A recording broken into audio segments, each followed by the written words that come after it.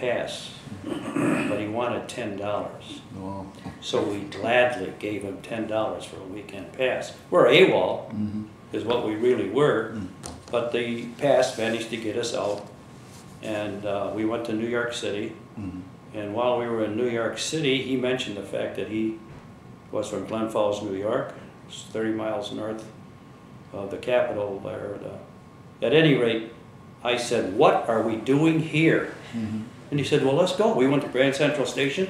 We took a train up to, what's the capital of New York State? Albany. Thank you. Albany. I see my memory retention. At any rate, from there, we hitched a ride on a truck with a guy that had just delivered Christmas trees in New York City. And I sat in the middle, and this guy was falling asleep because he had been up, I don't know, maybe 2 days. The driver? Yeah, the guy that was driving the truck. And so here I am, I'm steering the wheel. But anyhow, we got to Glen Falls, New York. It was a Sunday morning when I know we got there.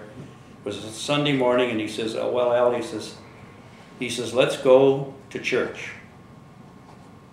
I said, "Why should we go to church?" He says, "Because my mother will be there." Oh. And sure enough, we went to the church, and Mass was just over, and we stood outside the church, and there was his mother coming out, and she almost fainted. And we spent all day there, and everywhere he took me, I fell asleep. I was well known to all of his girlfriends. The guy that fell asleep.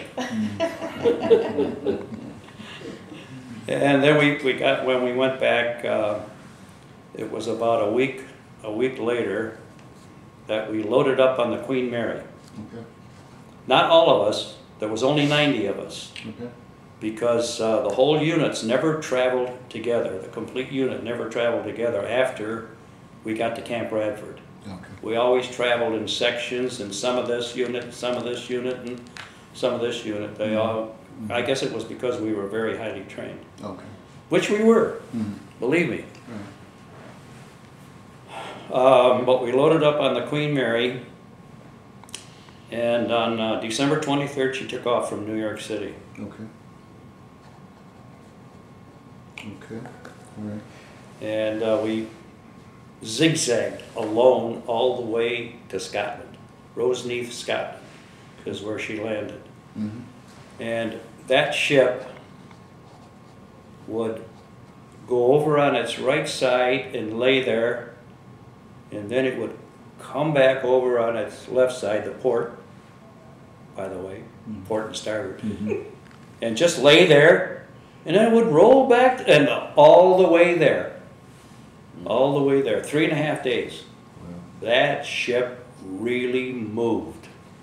There was 90 of us aboard, 90 of us sailors, and they were only there was, I think, somewhere around 18,000 soldiers on that ship. Okay. And sleeping in 4 bunks. Sure. 4 tiers of bunks. Big, beautiful ship. But somehow the British Navy found out that there were American Navy aboard, and we were eating just like everybody else, 2 meals a day. They put us to work in the kitchen and fed us 3 times a day. Okay. All right. How about that? Yeah. But it was a nice trip. We ended up in Roseneath, Scotland. Okay. Well, was there any seasickness, or did any of your comrades? Not that I recall. I don't recall any of us Navy men getting sick unless we breathed in some of the diesel exhaust. And the diesel exhaust would make several of us it would just nauseate us. Unreal. And I remember one time we were practicing. I was in a small boat, had about 40 men on it. We were practicing the landings, and we were marshalling, going around in a circle, and every once in a while you'd get to that point where you caught everybody's exhaust. And I was getting so I was going to jump in. And this one fellow that I buddied with held me in. He held me in the boat. Otherwise, I was in the water. And this was on your way to Scotland? No, this wasn't. This was one of the maneuvers that we made at Slapton Sands. Okay.